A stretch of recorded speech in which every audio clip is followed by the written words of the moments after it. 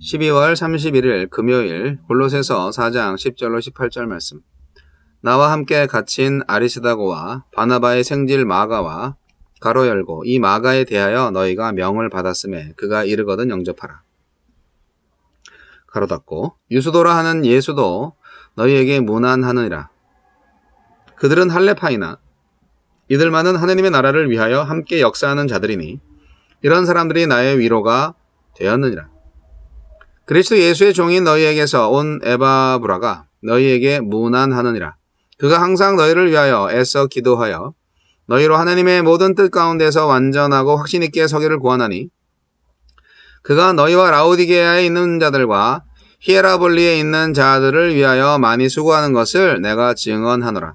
사랑을 받는 의사 누가와 또 데마가 너희에게 문안하느니라.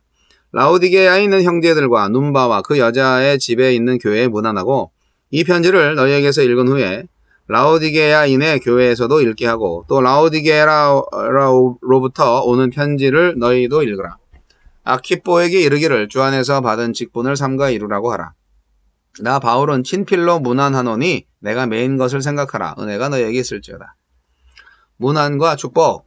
바울은 함께 동역하고 있는 이들의 안부를 골로새 교회에 전합니다. 또 이 편지를 라오디게아 교회에게도 회람하도록 당부하고 은혜의 축도로 편지를 마무리합니다.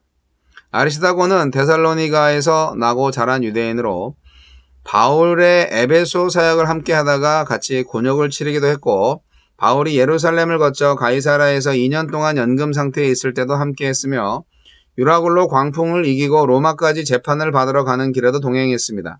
그리고 로마에서는 바울을 돕기 위해 가택 연금을 자청하여 함께 갇혀있는 중입니다. 나는 말씀대로 전하고 살려고 몸부림하는 일꾼들과 어떻게 함께하고 있습니까? 바나바의 사촌 마가는 1차 전도여행 때 중간에 포기하고 돌아가 버려서 바울과 바나바가 결별한 원인이 되었습니다. 하지만 지금은 로마에서 바울과 동역하고 있고 바울은 자신을 대신하여 마가를 골로새에 보낼 것이니 잘 환대해 달라고 부탁합니다. 아리스다고, 마가, 유수도는 모두 유대 그리스도인들로서 많은 유대인들이 반대하는 중에 그들만은 함께 하나님 나라의 복음을 전하여 바울에게 큰 위로가 되었습니다. 우리도 인간적인 차이와 서운함을 극복하고 하나님 나라를 위해서 함께 역사하는 일에 참여합시다. 에바브라는 골로새 교회의 개척자이자 지도자였지만 지금은 바울과 함께하는 동역자로 있습니다. 에바브라는 골로새 교회를 잊지 않고 그들의 완전하고 확신 있게 서도록 분투하며 기도하고 자신이 개척한 근처의 라오디게아와 히에라볼리의 교회들을 위해서도 수고하고 있습니다. 몸은 떠났지만 마음은 섬기던 교회를 떠나지 않고 여전히 멀리서도 수고하는 종이었습니다. 바울은 눈바 집에서 모이는 교회의 안부를 전하고 이 편지를 라오디게아 교회에도 사본으로 전하고 또 거기에서 전해진 편지도 공동체 앞에서 낭독해 주기를 부탁합니다. 또 새롭게 지도자가 된 아키뽀가 맡은 직무를 잘 완수하도록 당부합니다. 이렇게 바울은 여러 교회와 일꾼들이 그리스도의 복음으로 연결되도록 주선하고 있습니다. 2022년 새해 우리도 이 복음으로 연결되어 그리스도의 남은 고난에 동참하기를 열망합시다. 주여, 올 한 해도 복음의 일꾼들을 통해 말씀을 들려주시고 은혜로 돌봐주셔서 감사합니다. 문안과 축복이죠. 골로새서의 마지막 구절. 바울 사도에게는 참 멋진 동역자들이 많이 있었던 것 같습니다. 아리스다고와 마가와 유스도는 할례파 유대인이었죠. 그러다가 예수님을 영접하고 정말 그리스도를 위한 헌신된 사람으로서 바울의 동역자가 되었습니다. 그래서 이 사람들의 안부를 골로새 교회에게 전하고 있어요. 바울이 이 아리스다고 같은 사람은 바울의 재판과 전도 여행과 그리고 가택 연금에까지 함께한 신실한 동역자였습니다. 그리고 마가는 어떤 사람이죠? 1차 전도 여행 때 동행했다가 중도에 떠나는 바람에 관계가 틀어진 사역자인데 지금은 바울을 대신하는 사역자가 되었습니다. 그러니까 사실 많은 유대인들이 그리스도인들, 기독교인들을 반대하잖아요. 근데 그런 가운데에서도 이제 유대인 중에서 이렇게 그리스도인 되고 그리스도를 위한 종이 된 사람들이 있으니까 바울한테는 큰 위로가 되었다. 이런 말이죠. 이방인 동역자들도 많이 나옵니다. 에바브라와 의사 누가와 데마 이런 사람들이 이방인 가운데에서 주님을 영접하고 바울의 동역자가 된 사람들이죠. 에바브라가 누굽니까? 골로새 교회는 물론이고 주변에 라오디게아와 히에라볼리의 교회를 시작한 지도자예요. 지금은 로마에서 바울의 동역자로 일하고 있고, 또 누가는 어떻습니까? 의사죠. 그래서 바울의 전도 여행에 동참해서 누가가 실제 지금 바울의 그 편지를 쓰고 있을지도 모르는 사람입니다. 누가가 글을 잘 쓰잖아요. 네. 그래서 참 바울은 행복한 사람이다. 그런 생각이 듭니다. 뭐 개인적인 입장이지만 저는 미국에서 목회하면서 그렇다 할 동역자를 만나지 못했다는 아쉬움이 있어요. 제가 부덕해서죠. 네. 여하튼 참 부러워요. 근데 바울을 떠난 사람도 있어요. 네. 데모 같은 사람은 이제 지금은 바울과 함께 하지만 사실은 이제 훗날에 세상을 사랑해서 떠난 일꾼으로 기록되잖아요. 요즘 뭐 유튜브 사역이다 뭐다 하면서 새롭게 교회 사역을 생각하지만 야, 교회 사역 역시 혼자 할 수 없다. 그러면서 항상 사람들을 생각하는데, 근데 제가 잊어먹고 있었던 게 있었죠. 하나님을 정말 의지하면 사람은 붙여주신다. 그런 믿음이 있었어야 되는데 말이죠. 계속 기도하고 있습니다. 로마에 있는 바울이 골로새 교회와 라오디게아 교회와 눈바의 집에서 모이는 교회의 사람들한테도 안부를 전하고 있어요. 이것은 어떻게 보면 바울은 여러 교회들에 대한 관심이 많은 거예요. 라오디게아 교회에서 오는 편지도 받아서 함께 읽으라고 그렇게 당부하고 있고, 뭐 하여간 여러 교회들을 챙기고 있어요. 네, 이런 참 바울 사도 같은 사람은 없는 것 같아요. 교회들을 많이 세우고 바울의 제자가 또 교회를 세우고, 정말 그 사도행전이 기록되던 시대, 초대교회 시대에 복음이 폭발적으로 이렇게 전파되고 성장하는 모습들을 상상해 보면 참 감동입니다. 감동인데요. 바울은 지금 여하튼 감옥 생활을 하면서 이렇게 골로새 교회 편지를 쓰면서 동역자들을 소개하고 그들의 안부를 묻고 그렇게 하고 있는데, 바울이 정말 우리 교회들에게 오늘날 우리 교회에게 주신다면 어떤 편지를 주실까요? 저는 과거에는 굉장히 거창한 목회들을 또 생각을 했었어요.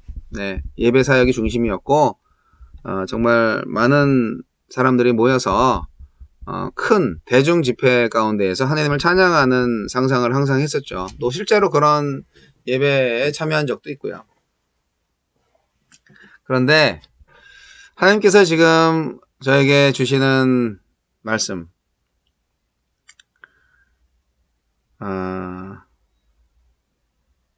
모범적인 신앙생활을 원하시는 것 같아요.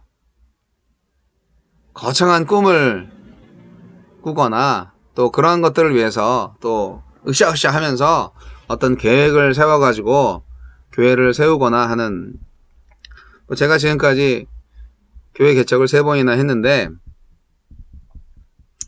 그 결과들을 보면 좀 더 잘할 수 있지 않았을까라는 생각은 하지만, 그 좀 더 잘할 수 있다는 것이 교회 개척을 그런 식으로 하지 않았어도 된다라는 생각을 또 하게 돼요. 예. 모범적인 신앙생활이 먼저인 것 같아요. 일상의 예배죠. 네. 목회자가 사실 사회생활 많이 못하잖아요. 교회 안에 들어가 있으면 세상 사람들이 목사를 볼 수가 없죠. 교인들도 그냥 설교하는 모습, 뭐 기도하는 목사님의 음성, 뭐 이런 것밖에는 아니고 목사의 일상생활을 볼 수가 없잖아요. 모범적인 신앙생활이 모든 사람들에게 필요로 하는데, 정말 하나님 보시기에 일상의 예배자로서 하나님의 뜻에 맞는 생활을 하는 사람이 정말로 하느님으로부터 사랑을 받지 않을까 그런 생각을 해봅니다. 요즘 우리는 굉장히 어려운 시대를 살고 있죠. 뭐가 진실인지 뭐가 거짓말인지 잘 분간도 안 되고 다들 뭐 코로나 바이러스의 피해를 보면서 제 살 길 찾기에도 바쁜 시대죠. 그리고 이상하게 자꾸 이렇게 사상과 이념이 달라요. 교회를 사랑하고 나라와 민족을 사랑하는 건 똑같은데 왜 이렇게 입장이 다르지? 참, 우리는 하느님의 뜻을 알고 하느님의 뜻을 따라 사는 교회이고 그리스도인들입니다. 우리는 성도로서 하느님의 뜻을 성취하기 위해서 이 땅에 아직 살고 있는 존재들이에요. 예수님으로 인하여서 부름받은 존재들이죠. 하느님의 나라를 위해서 말이죠. 우리는 주님과 함께 동고동락하면서 모든 말과 행동을 주님의 말씀에 순종하여 그분의 뜻에 부합하는 말과 행동을 해야 합니다. 그런데 하나님의 뜻을 이루는 삶, 하나님과 동행하는 삶, 하나님의 말씀대로 사는 삶이 왜 우리한테 가장 행복한 삶이 된다, 이런 표현은 많이 없는 걸까요?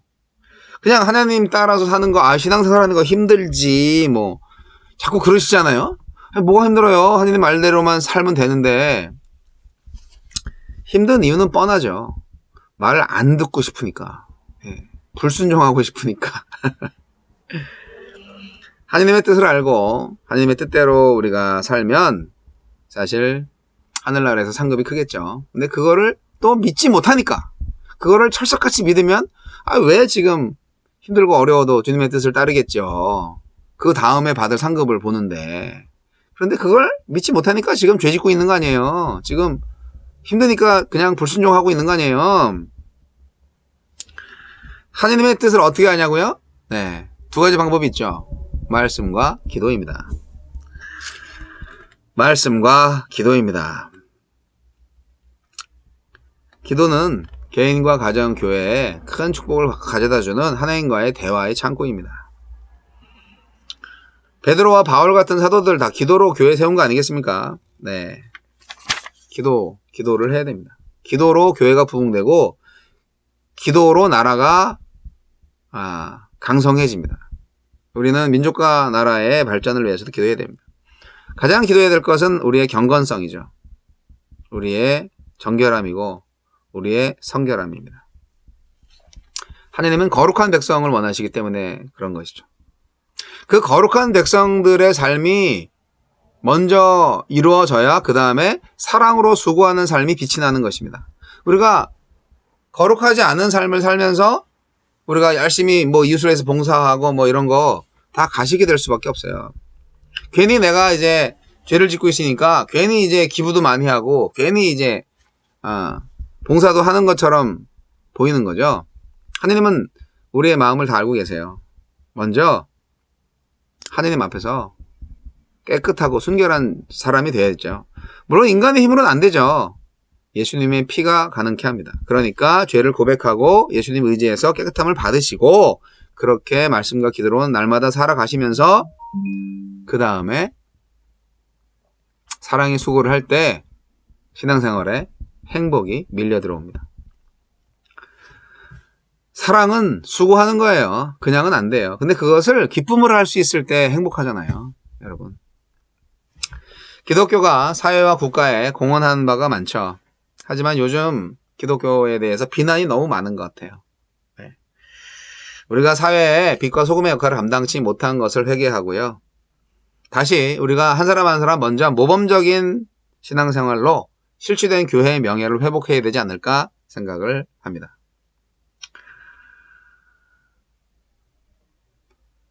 여러분 모두 바울의 동역자처럼 살아갔으면 좋겠습니다. 바울처럼 살면 더 좋지만 말이죠. 믿을 수 있는 동역자 저도 기다립니다. 함께 한 마음으로 예수만으로 만족하고 예수만을 전할 수 있는 하느님의 사역자가 정말 귀한 시대라고 생각합니다. 2021년 마지막 날, 골로새에서 마지막을 쓰고 있는 바울의 마음을 한번 상상해 보시기 바랍니다. 교회를 사랑하고 마지막까지 복음을 위해서 생명을 아끼지 않은 그 바울 사도의 마음, 그 예수님의 마음이겠죠. 세상을 사랑하고 하느님의 사명을 잊지 않은, 끝까지 한 길만을 가는, 그리고 자기 사람들을 절대로 포기하지 않고 사랑하며 격려하고 그들을 위해서 기도하는 진정한 하느님의 일꾼. 네, 바울 사도를 본받고 싶습니다. 그러면 또 감옥에 갇혀야 되나? 그것만은 안 됩니다. 과거에는 그랬는데요. 요즘은 뭐라도 하느님 인도하시면 가야죠. 그런 생각입니다. 여러분은 어떠신가요? 복음을 위해서 바울과 같이 매도 맞고 감옥에도 갇히고 오해도 받고 살인 위협도 받고 그럴 용기가 있으십니까? 그거 별거 아니에요. 네, 한번 당해보자고요. 새해에는 정말 멋진 복음 전도자로, 그리고 주위 사람들한테 그리스도를 드러내는 하나님의 교회, 그리스도의 교회, 선교적 교회로 살아가십시다.